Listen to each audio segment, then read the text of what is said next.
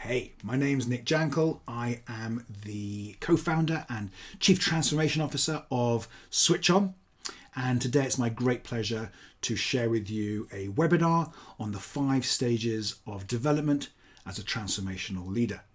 I'm going to be inspiring you with some of the fruits of many, many years of adult development research and how you can use it to consciously choose to evolve yourself, develop yourself, grow yourself to be ever more transformational so you can solve ever more complex problems, so you can transform products, services, organizations and systems.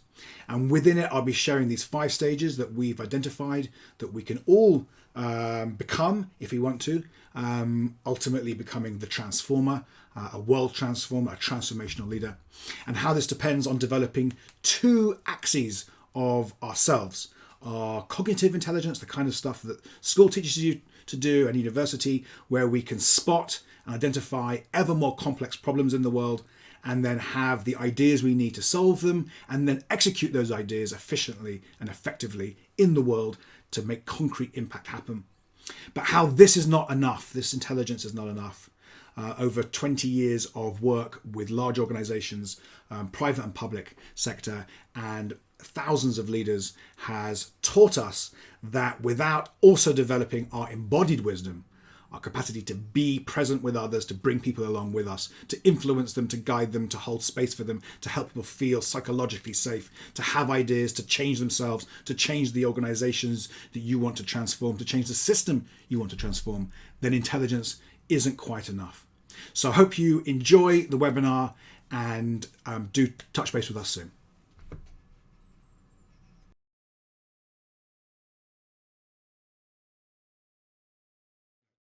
So thank you for joining me today. I know your time is valuable, so I will hopefully use it well and give you lots of value in return. This is a really interesting topic, but it's also a really important topic for all of us, whether we identify as leaders or not, which is how to understand the stages of development we can go through as individuals as we mature, evolve, and develop through life.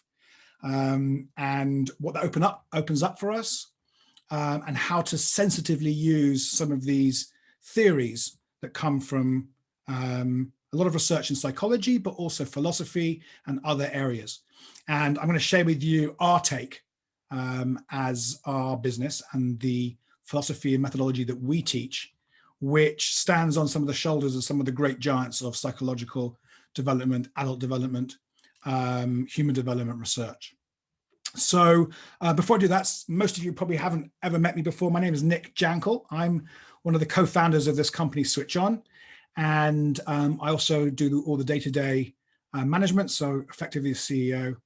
And I want to give you a little introduction about what we do and how we do it so I can contextualize ourselves before we get deep into some quite exciting and inspiring content.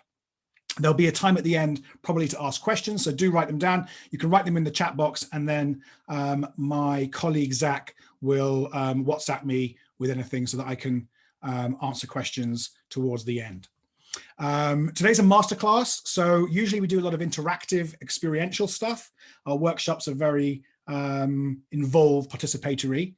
We use all sorts of things: movement, music, tools, self-reflection, peer-to-peer work, group work.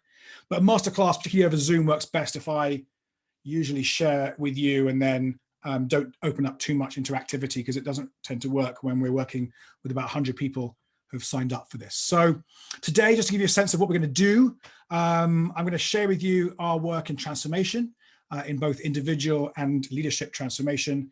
I'm going to share some thinking with you, particularly about developmental theory and stages of adult development. And I'm going to share with you 5 stages of development that I think we go through as adults. It's based upon a lot of research, but also blended with our personal experience. We've worked with about 100,000 people over the last 20 years, my business partner and I, and our own experiences developing as leaders ourselves. And then there'll be a little time to ask some questions. So company is called Switch On. We're a purpose-driven organization. We've been around for now 16 years, started in 2005. We are a transformation business. We work in transformation. We help individuals transform, we help leaders transform, and we help leaders transform organizations and also systems. We have a methodology which we've been developing for about 30 years now, myself and my business partner independently, and then together. We're also a married couple, so that is both full of excitement and challenge, but we come from very different backgrounds, and we work in workshops settings, online workshops, online courses, real world physical courses and programs, but we also have some products, and I'll share with you one of them in a moment. I'm very proud of it, actually. And then we are, as I mentioned, a wife and husband team. We are co-parents, we're co-creators, and ultimately we help people transform their greatest challenges in life, love, and leadership. So this is me. You can see me already on your screen. I'm over here, just a few years younger, obviously. This is my business partner, Alison McCauley, and also my life partner. And her background is in, she was a professional dancer. She was an Olympic athlete in the US gymnastic team. So she comes from an embodiment side of things. Then she trained in trauma therapies. So she brings a real sense of how our bodies show up as guidances for us, but also blockages for our potential. And we're going to talk a little bit about that today, because we're going to talk about different ways to develop ourselves as leaders, as people, as we mature. And we tend to think as development as something to do with the mind, and we will look at that, but we're also going to look at how the body and our emotions develop and how we can bring them both together to be more powerful. So just to give you a little understanding about the specifics of what we do, we work in this leadership zone, and in leadership, we run a beautiful 9-month program called Master Transformational Leadership, which you can find online. It's a deep dive into every stage of leadership development and how to become the most transformational you can be. I also do executive coaching and have done for about 20 years, really focused on major challenges that leaders face. And we also have this toolkit for leadership coaching for people who can't afford executive coaching, which is very expensive and inaccessible. And then in the life side of things and the personal development side of things, we run a beautiful 6-month program called Master Transformational Living and other short courses. We also do one-to-one healing coaching, somewhere between the two. And we also have a coaching kit for individuals, life coaching. I also am a professional keynote speaker, as you will probably tell from when I start to deliver some content. And if you're a practitioner in this space, we've been asked for years over and over again, do you do practitioner programs for coaches, therapists, HR people, etc. And we are in the middle of developing a very deep practitioner training in this methodology we have called biotransformation theory. So I'm going to give you a little bit about today. So here's some of the clients we've worked with over the years in the leadership space, and many more than that, so just a few. And here's some of the organizations we've worked with in the personal development space, including the BBC. I was actually a life coach on a major BBC TV series, which was extremely exciting, also on MTV as well. So that's some of the stuff we've done. So one more thing to share with you, 2 more things to share with you before we get into the content. We have a beautiful little course coming up. It's a short course for really the essentials of leadership.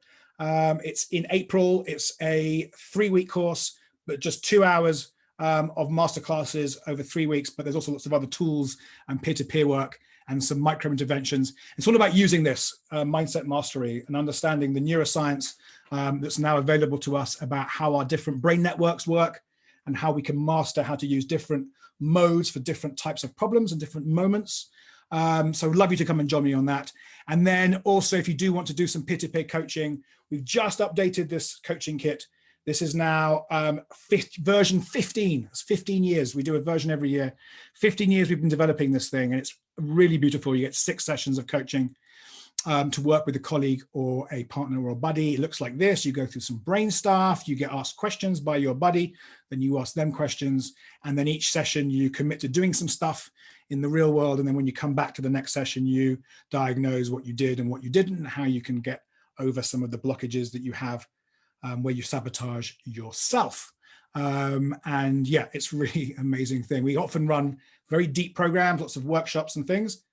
And then people do this kind of coaching kit as a kind of extra. And then when we do feedback surveys, who often say that the coaching kit was their favorite thing, because you get to work with another human being and you develop an ally often for life.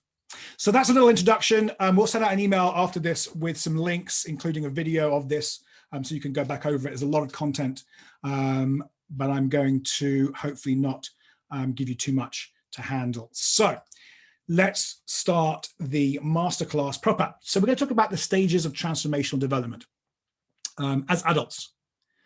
But before we do, I just want to back up. Why is this an important topic? Hopefully you already get some sense of that because you're on this webinar, or you're watching this afterwards on video.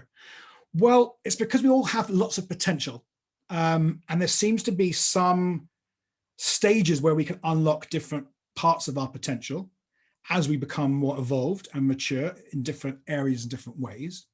And if we want to solve bigger challenges and take on bigger problems, whether we want to become entrepreneurs or freelancers or take on projects at work that we think are exciting, or we want to go beyond that into systems change, then the more powerful we've become, the more we've pushed ourselves into new stages of development, the more capacity we have to do more in the world. So that's why it's a really important topic. But why it's so important today is because we have some serious problems to solve as a world, as a society, whether we are a single micro business or a massive business or a large public organization, or just as community members, citizens. So obviously we've got COVID, we've got some kind of economic bumpy ride happening at the moment. Most people feeling it. We've got climate change, biodiversity, pollution, inequality. We've got culture wars. We've got diversity issues in organizations. We've got companies that are getting outdated business models because new generations are disrupting the world. So all of us have got quite sizable challenges that we could take on. And many of these challenges are unprecedented. So if we try and use who we've been up to now to solve them, we may not be able to crack it. But more importantly, because they're unprecedented challenges, stages of development that maybe our boss reached as a leader, or their boss, like the top dog, may not be enough to crack these problems. And it's possible that the people at the very top of our organizations, the top of our nations, don't have the capacities, whether it's in terms of intellectual capacities or wisdom capacities, and I'm going to share why we distinguish those two, to solve the problems we face, climate change being one. So we all have a kind of responsibility or an opportunity to step up our game.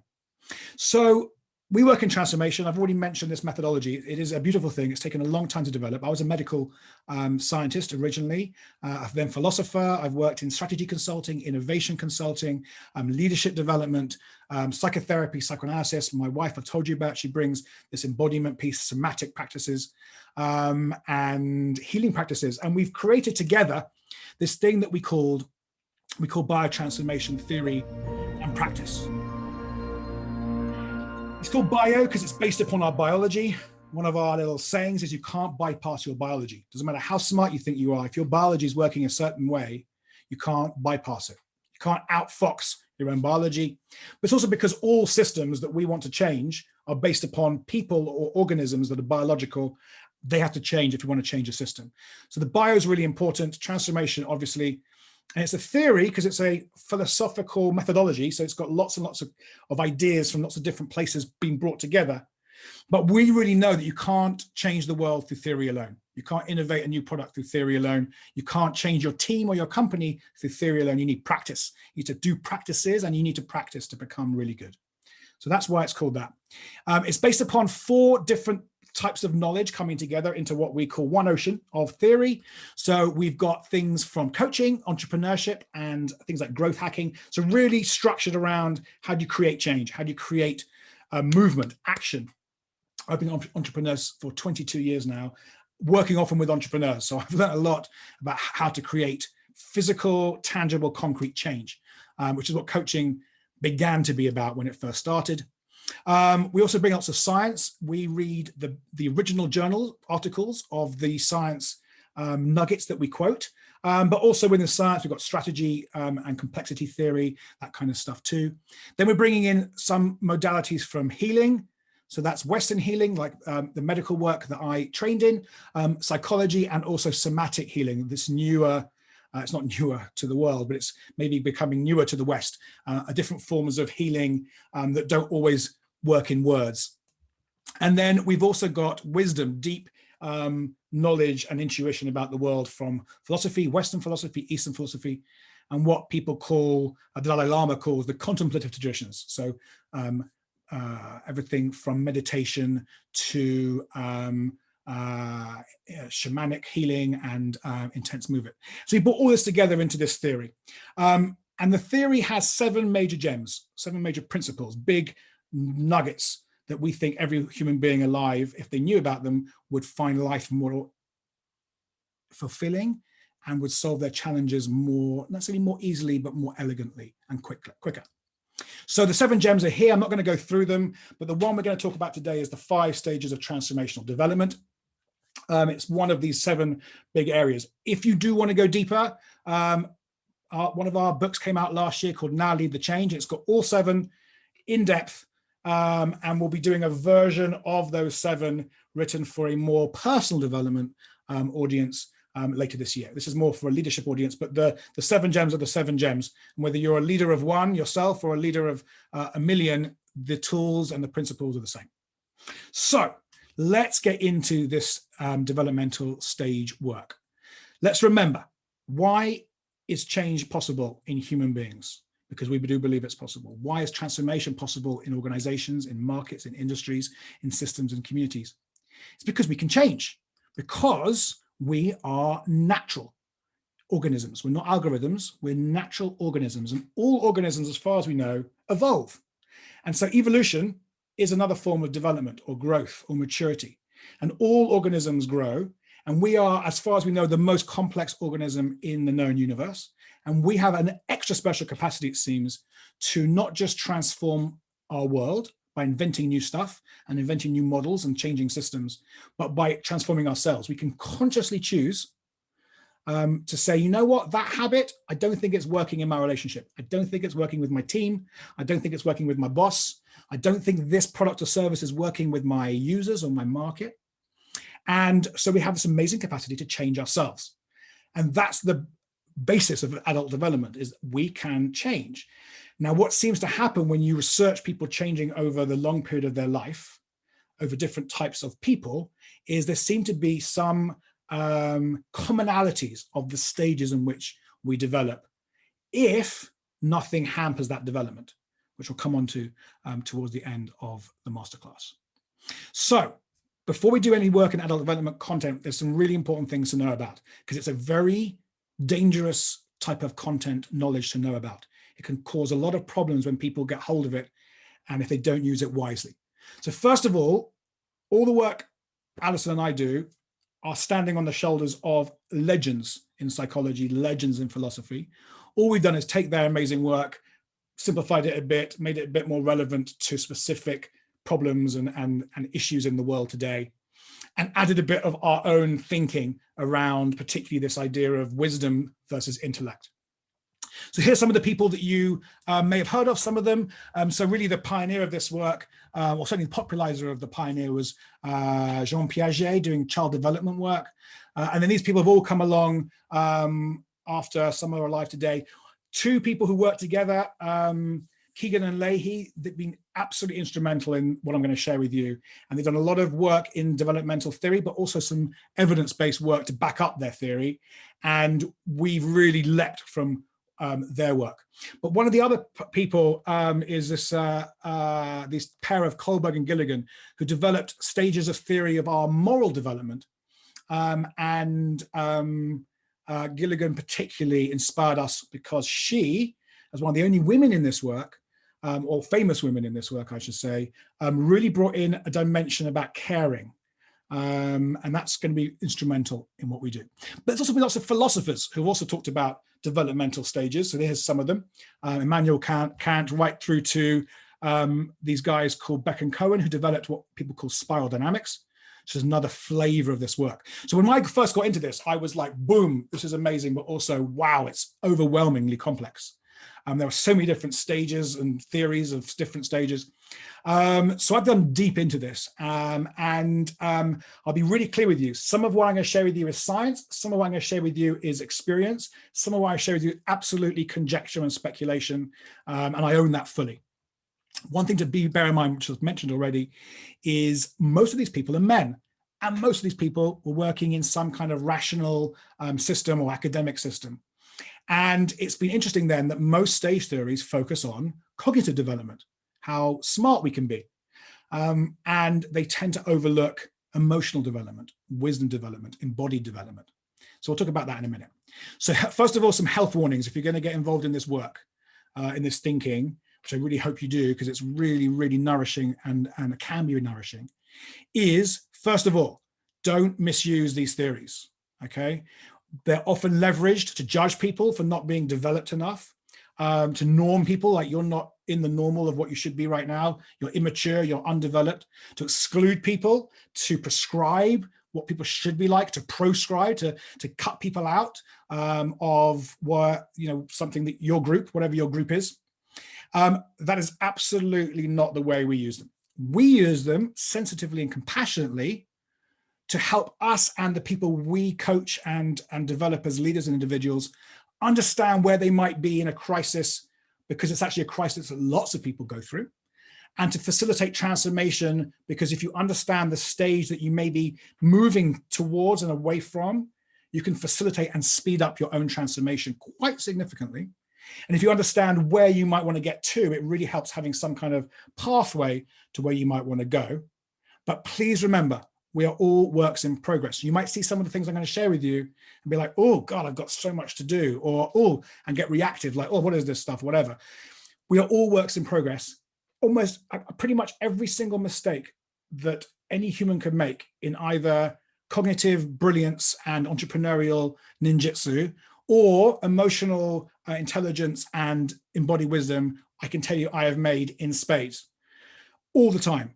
But the one thing I'm always doing is I'm always going back, observing, acknowledging, and learning, but not just learning, upgrading myself. So each time I make the mistake, I make it less and less often in less places. And that's part of how you develop yourself.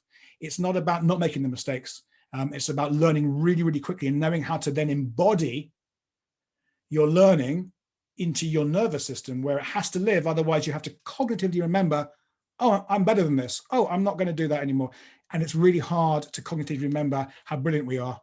It's actually harder to get there, but it's much more effective if we embody how brilliant we can be. And finally, please be aware that all axes and stages and language, it's not absolutely literal. You can't go away and photograph one of these stages. They are idealized. They're there to guide, to inspire, to inform.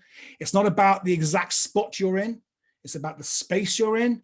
And as Walt Whitman said, we are large, we contradict ourselves. We have lots of tensions. We might be in a more developed stage in our love life than in our leadership life, or even within our leadership work, you might be in different stages. So please take a big pinch of salt with what I am about to share with you, and don't get too caught up in specifics, and try and see if there's something inspiring for you during this content that's maybe about where you could go next. Remember, all stages are there for a reason. There's no value in going, well, I want to be on that stage over there without having fully lived the stage you're in. They're there for a reason. You're not meant to skip stages. You're meant, all organisms are meant to inhabit the different stages. So if you're like an insect's lifestyle stages, life cycle, not lifestyle stages, then you can't skip out stages.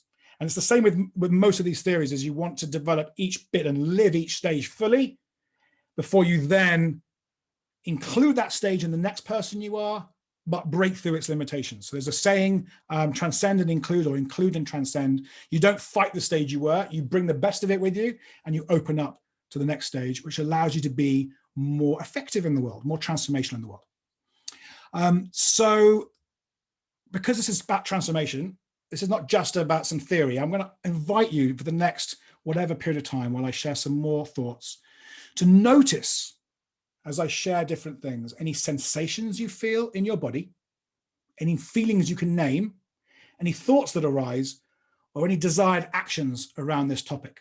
And they could be actions that are pulling you up into a more evolved, developmentally transformational place, or they could be a reaction to what I share.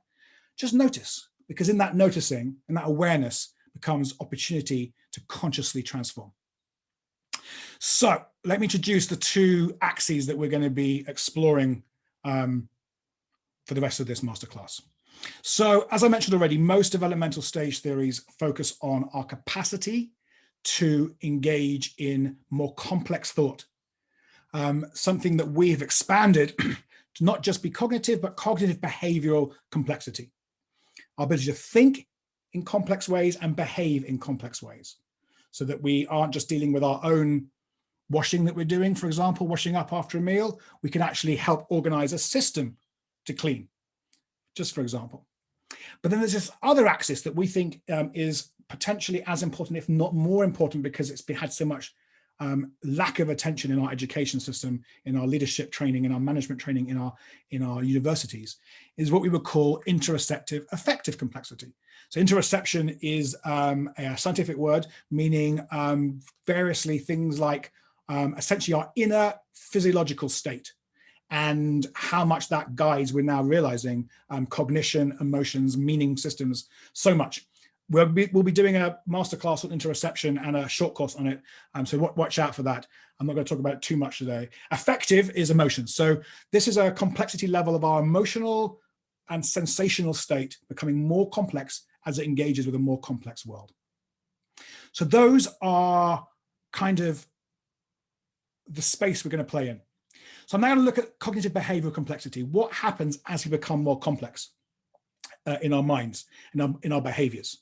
Again, this is not meant to be exactly literal, but you can see here some kind of logic occurs. So as we enter adulthood, we learn how to understand and solve process challenges and learn best practice. So our parents go, this is how you use the washing machine. That's what I do with my 12-year-old. I teach him how to use this simple technology to solve his problem, which is I want my clothes when I want them. My example of that from my own adult development stage is when I was 16, I worked at McDonald's, which almost created best practice, because they had this massive rule book for how to open a McDonald's. You just go through the best practice and you can open a McDonald's. So I learned very quickly how to solve problems like the fries and the Egg McMuffins, etc. So the next stage, as we evolve our capacities, is we understand and solve complicated problems, usually technical problems, because we learn them from a field that we become experts in. So it could be a medical challenge, it could be a legal challenge, it could be an engineering challenge, it could be a life sciences challenge, a health challenge. You have to know something about the area before you can solve it. There's been lots of people before you who have solved similar problems, scientists, engineers, artists. And so you solve the problem with your expertise. The next level of development is to understand complex challenges in multiple systems. And you want to solve them not just with expertise, but with creativity, because probably no one's ever solved them before. So you can't use someone's best practice and someone's expertise. You have to invent something new. And this is where entrepreneurship and innovation usually take hold. The next level of cognitive development that we look at is how you understand complex, chaotic / orderly, which is called chaotic social and systems challenges, like the ones we were trying to deal with now: inequality, ill health, post-industrial diseases, childhood obesity, childhood depression. These are all massively complex systems. And it takes another level of complexity to even understand the system. And then conjecturally, because I don't understand this myself, just understand that a little bit, is there another stage of development around fully understanding planetary challenges that are about how our planet interacts with the cosmos and how that interacts with the world below us? Will that be something that our children or our children's children understand like that? I don't know, but that's a conjectural place that our complexity could get to. So this is about consciously developing insightful action. So cognitive behavioral complexity is a really long word, doesn't really work for people. So we summarize this as insightful action: seeing a problem, being insightful about it, solving it with action. So let's summarize what insightful action is. Insightful action is being able to solve ever more complex problems that we encounter in the world and execute the solutions effectively. Doesn't that sound good? Doesn't that sound like, yes, that's what the point of my work has been, that's what the point of my leadership development has been? It's about going, you know what, I want to solve this market fail with an app called whatever. It's I want to solve our company's issues here. I want to solve this organizational problem, this team issue, because I'm realizing that's actually the underlying cause of all our issues over here. I want to understand how our family dynamics don't work, and we'll solve that. So that's what insightful action is about. And it's a function of our intellect, developing our intellect, critical thinking, acumen, performance, our power, entrepreneurship, etc. And that's the kind of more common stuff. I'm just going to share some of the things that we help people work on within this space. I'm not going to go into detail. So we've got things like how you codify and share best practice, how you develop discipline and destruction test your own genius, how you reframe problems, critical thinking, understanding the scientific method, understanding how to read data, how to make insight out of data. Not just understanding science, but deconstructing science, challenging the data, challenging data on vaccines or something that someone in your CTO says about where your customers are going. How systems work, how interventions in systems work, your cognitive biases, your customers, your team's cognitive biases, right through to the differences between linear and non-linear systems, innovation process. This is all within insightful action. These aren't meant to be in any order, by the way. They're just things to be aware of if you're developing your power in insightful action. However, this is the pivot point. The research on IQ, which is a proxy for cognitive complexity, is very interesting. Because what it shows us is that IQ is a good predictor of how high we go in the world in terms of our pay grade. Are we brown collar, blue collar, white collar? And emotional intelligence is actually a better predictor of the level you'll reach once you achieve a management or leadership position. So you can get to a leadership or management position. And remember, most people are promoted to a leadership position because of their technical skills in doing something the company does. Once you get to that point, your intelligence, as in your cognitive behavioral complexity, starts to lose its relevance to how you then rise up from that point. And actually, the more important, the further up you go in an organization, the more important emotional intelligence becomes. This is interesting. This is not about being brilliant. This is about being wise. And in fact, EQ is, on average, 200% better at predicting your effectiveness as a leader than IQ. Well, how could this be? Well, for example, leadership isn't just about having the answer. It's about getting other people to feel like it was their answer. They have something in it, that they want to be involved in the solution. They want to go past all of their developmental blockages in order to step up and be part of that solution. They want to feel safe, secure, seen, heard. They want to be listened to, but they also can't be given too much time because then you won't get anything done. This is all within the realm of wisdom. So intellect's not enough to lead transformation. You can deliver innovation in a powerful, entrepreneurial, traditional, sort of masculine IQ way, but you can't deliver transformation from that place. So you can build an app, but if you want to genuinely transform a system to a better place, you need something other than intellect. And you can see that from some of the great innovation entrepreneurs and technologists of the last 20 years. They've created apps, they've made lots of money, but have they genuinely transformed our world for the better? And what would they change about their app if they had that wisdom when they created it? So a guy who's a professor in leadership wrote a very funny book titled, "Why Do So Many Incompetent Men Become Leaders?" We kind of summed it up in this sentence. Men tend to think that they are much smarter than women, intellectual, right? Cognitive behavioral complexity. Yet arrogance and overconfidence are inversely related to leadership talent, which is the ability to build and maintain high-performing teams and to inspire followers to set aside their selfish agendas to work for the whole. That takes wisdom, right? And if you think you're brilliant because you got this kind of thing at Harvard, or you got a PhD in this thing, or you got the highest fee rate when you first entered this tech company because you're such a genius, that actually then becomes a blocker to engaging with other humans and moving people towards a better place. So it's a particular problem because many organizations are still part of a really old world structure where they promote people who are confident, intelligent, and powerful rather than creative, wise, and connected. So let's look at this other form of complexity, which we call wisdom or interoceptive affective complexity, just to keep it a little bit technical for our distinctions of the axes.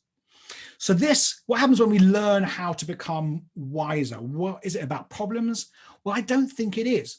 We think it's actually about caring for people. That's why I mentioned that from that psychologist, Carol Gilligan, earlier, that she really opened up a sense of, she was a feminist psychologist, and she opened up this sense that actually caring is a function of wisdom and a function of something that we can develop as we become more mature, more evolved.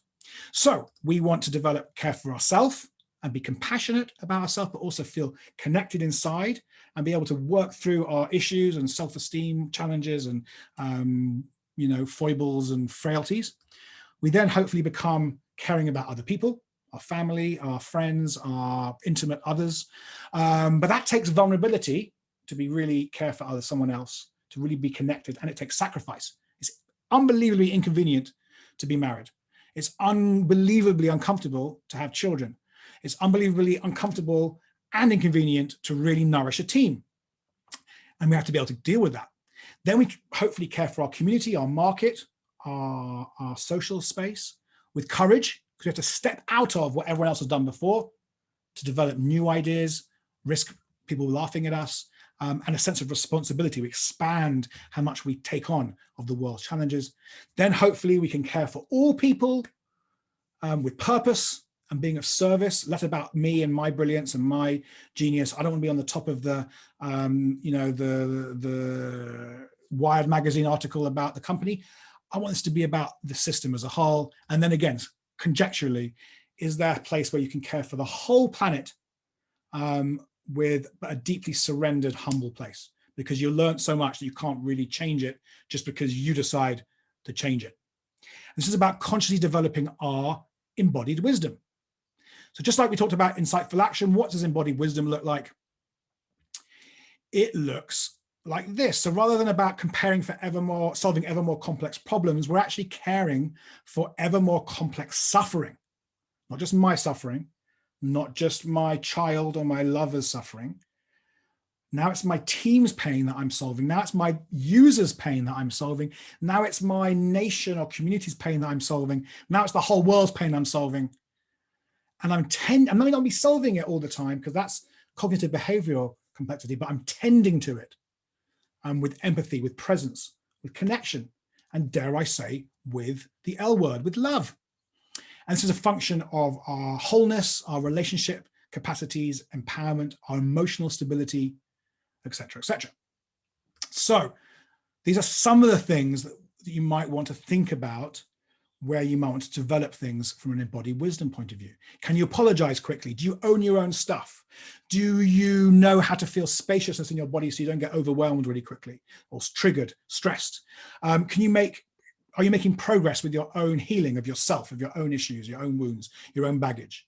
Are you able to hold integrity in relationships? Are you honest with people without being overly spewing everything you need to know? Do you have clear boundaries with people? Or do you splurge over them, or do you let them splurge over you? Do you know how to create reciprocity between people? So it's creating trust and a sense of community. Can you feel a room when you walk into it and know to change what you were planning to do because the room isn't ready for that? Can you feel a whole system where the system's at? Can you treat everyone equally, even if they're not of the same pay grade? Can you listen to people? Can you hold space? Can you be kind to people, even if you don't like them? Can you reach over to them and try to understand their world? Can you let go of being cool, powerful, brilliant, smart, sexy, whatever it is that you thought you needed to be? Can you nurture ties with people elegantly? Can you create relationships, long distance ones, as well as your most close people? These are just some of the things within embodied wisdom that we help people work on. So in my last book, I wrote this.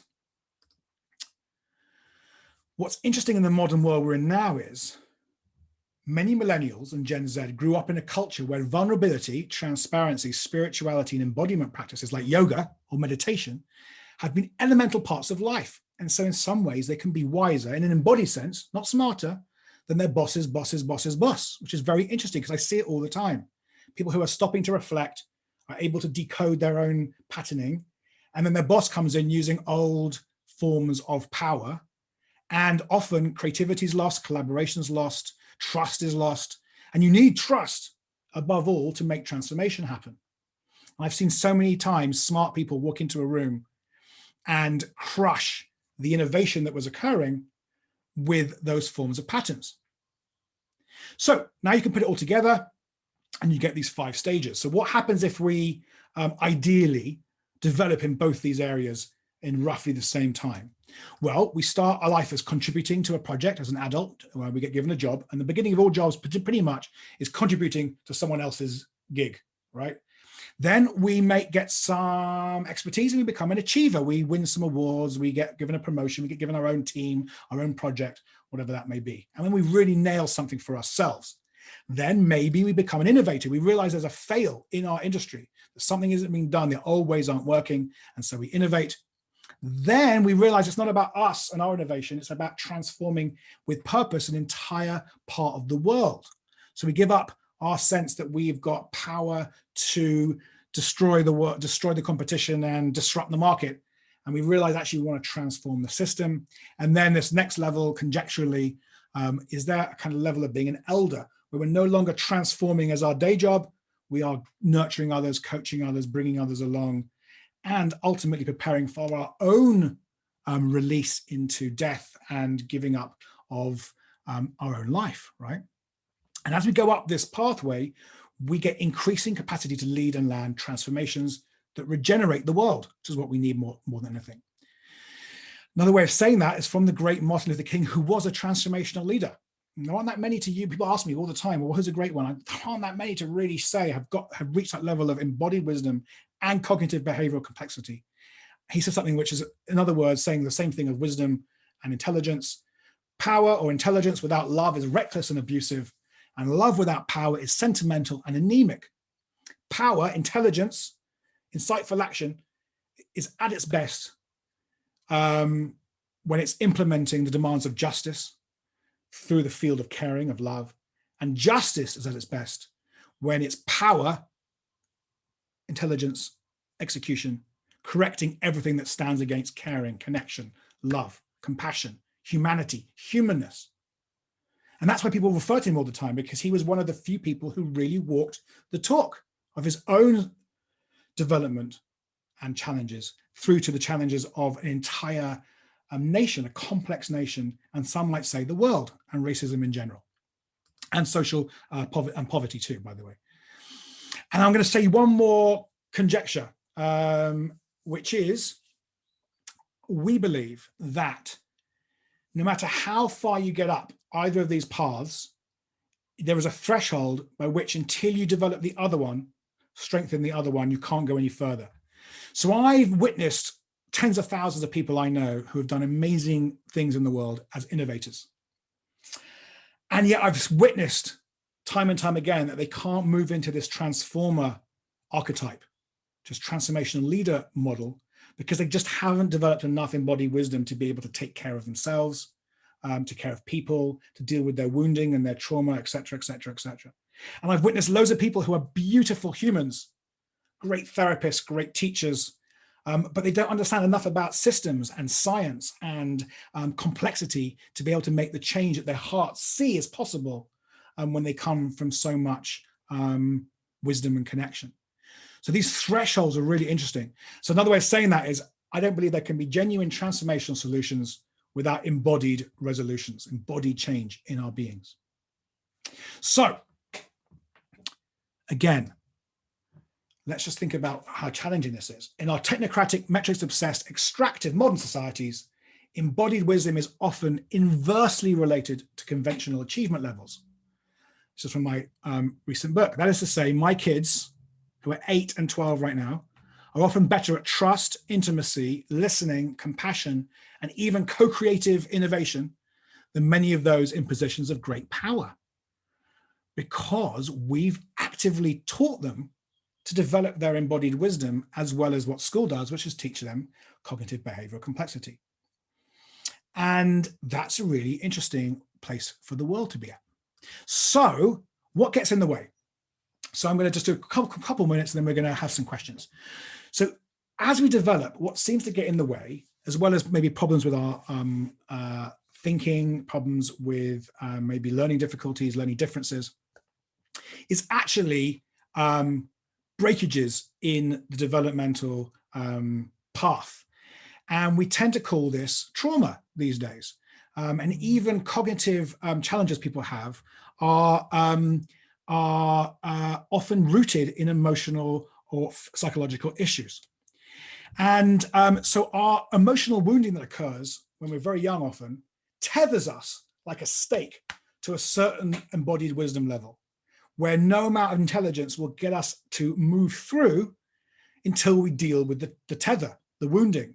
So if our parents didn't see us as the way we wanted to be seen, or didn't appreciate us, or the school didn't honor us or value us, or maybe we were abused in some way or neglected, those patternings that we develop to protect ourselves then block our evolution and our development, which is why when I'm working with some of the most senior people in the world, we're often doing quite deep inner transformation, self-transformation, because that's the unblock for the next level of systemic change people are looking to create in their companies. So trauma, big word, becoming more and more out there, can lead to developmental blockages. So that's distorted mindsets. We see the words in funny ways with cognitive biases. And a lot of cognitive biases are actually coping strategies to deal with emotional pain that we experience as we grow up. We get destabilized senses. People who have been traumatized actually feel inside and have different brain states and different brain processes than people who haven't had major trauma. And we obviously get disturbed emotions. And so what happens when we're traumatized? And I want you to understand that most people have had some trauma, whether it's something that you would say reaches a clinical threshold or not. Over 70% of people have had an adverse childhood experience, a traumatic childhood experience. And even something that doesn't seem very big or unpleasant can be very challenging for us. And our sense of attachment, our sense of being loved, our sense of being enough, our sense of having self-esteem. And if that happens, we get stuck in patterns where we keep doing the same thing over and over again. We sabotage ourselves, but more importantly, as a leader, we diminish other people. We push them away, we push them down, or we put them up in the air like they're amazing, they're the god, they're the genius. And then we have poor sense-making skills. We can't make sense of what's going on in complexity, and we have poor decision-making skills. We make the wrong choices for ourselves. So that's how powerful this is. I wanted to share with you a couple of bits of trauma science, but I'm going to be super quick through this. I want to get to the end. Early childhood trauma elevates rates of suicide, depression, criminality, and incarceration. That you can understand. But at certain periods, it also changes how our brains work, how our emotions work, but also how our cognitive functioning works.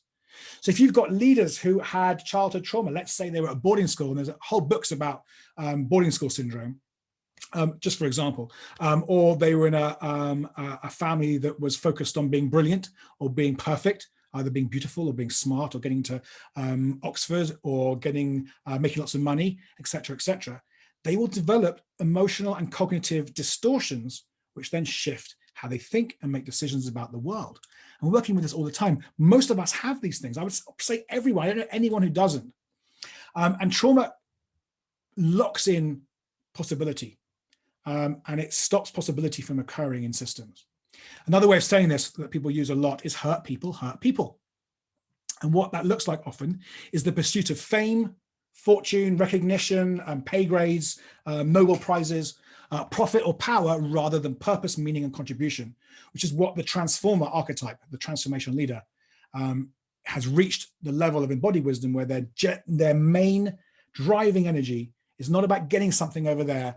It's about allowing their purpose, their meaning, and their contribution to come out, being of service. And that's why this wisdom piece is so important.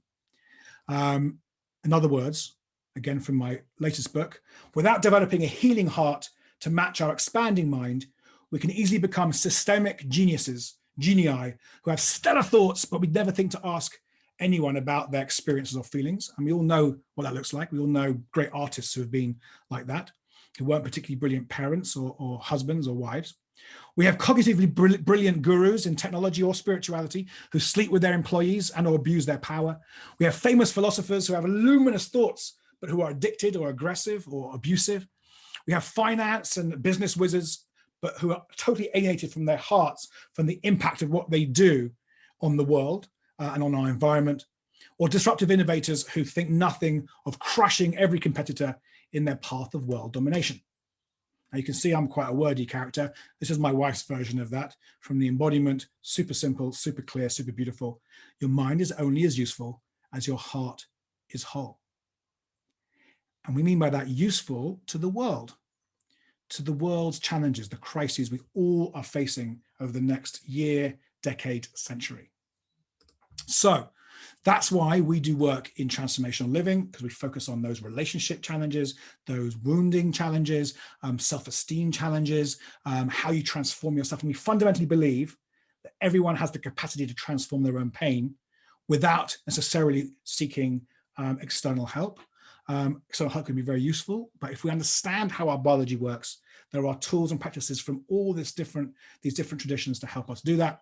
And that's also why we work in transformational leadership, because we want to work across this entire pathway.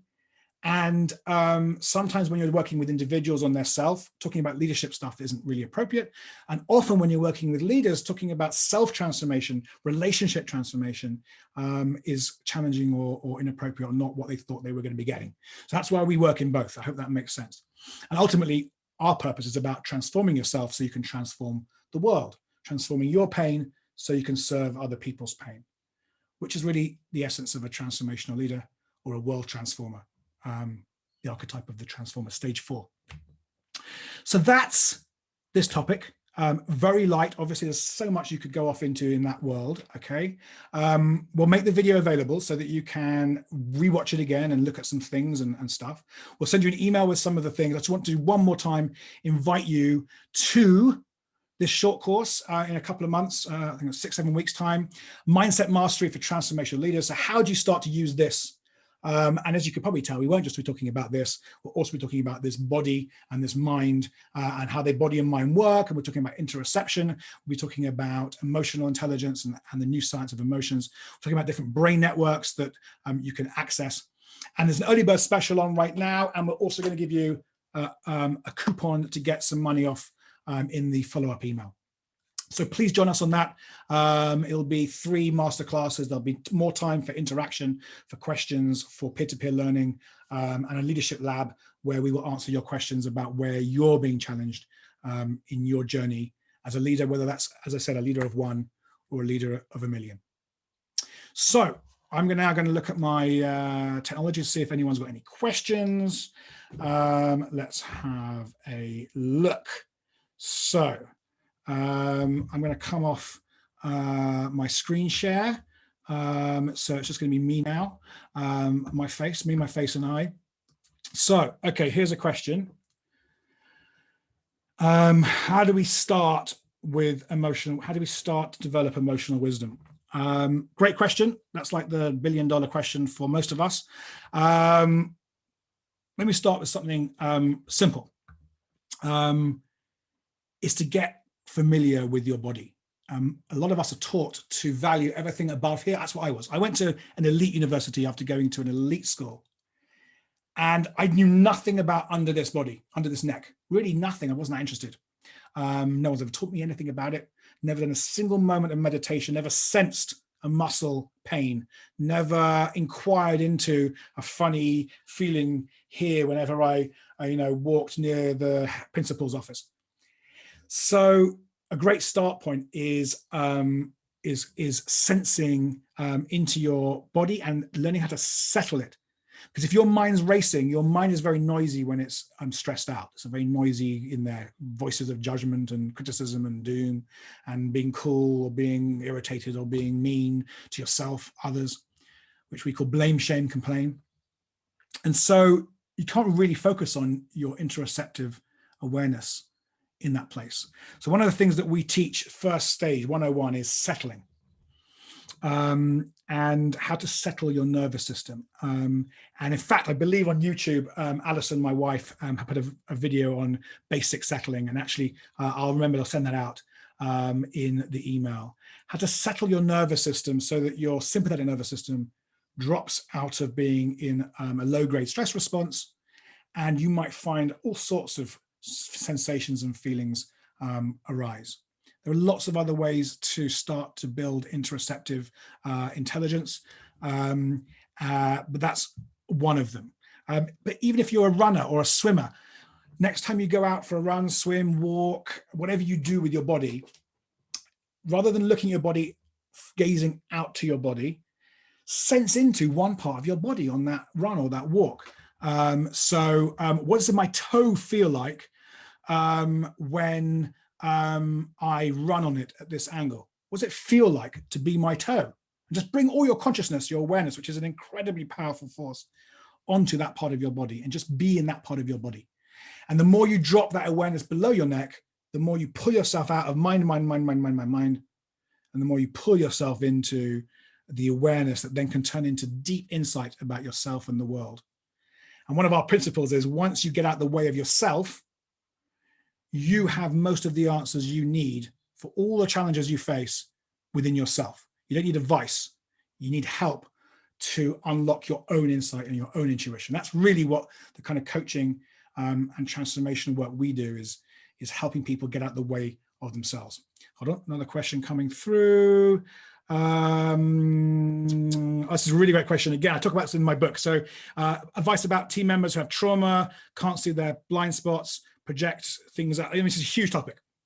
So one of the things you have to acknowledge as a leader, you're not someone's therapist.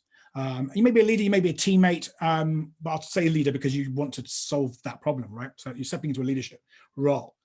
It's a really interesting area because the work agreement is you don't bring yourself to work. But of course, everyone brings themselves to work, right?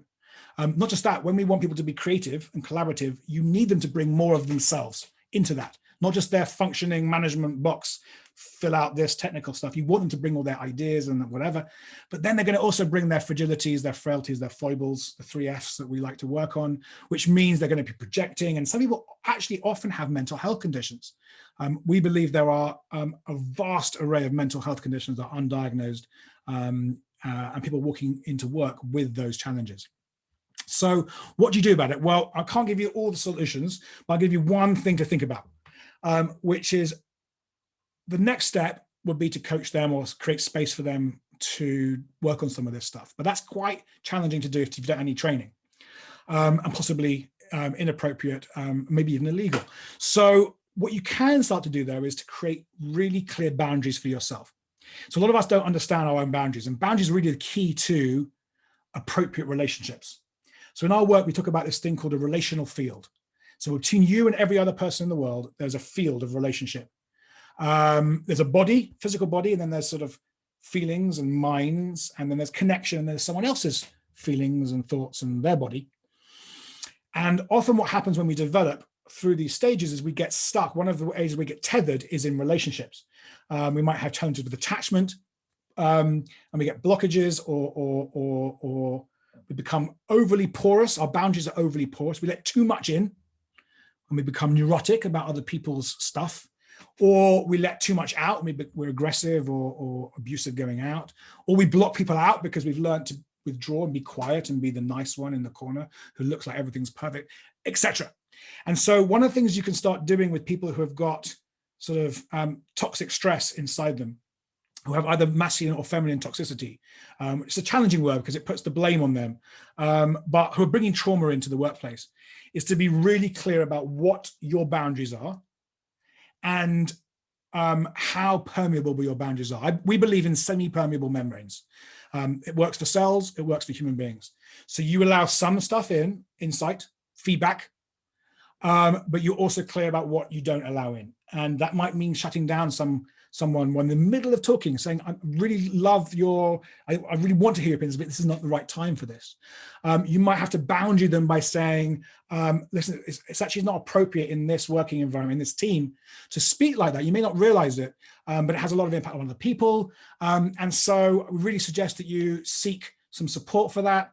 And it depends on how challenging the behavior is and whether you actually have to create an official intervention with HR around the behavior that's occurring and its appropriateness in the working environment that you want to foster.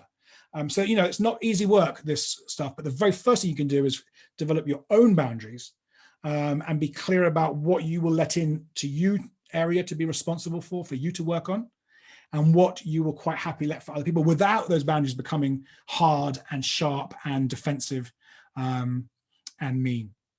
So we've reached our top of the hour, just slightly over 55 minutes. I hope this has been informative, nourishing, interesting.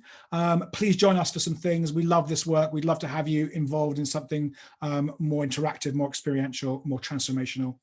And keep a lookout on our website, on our homepage, on our social channels, particularly our newsletter. We've got a whole load of free webinars coming up on transformational living. We've got more on transformational leadership. Yeah, we're on big share mode at the moment. So come and get involved. And with that, thank you very much and have a great rest of your day.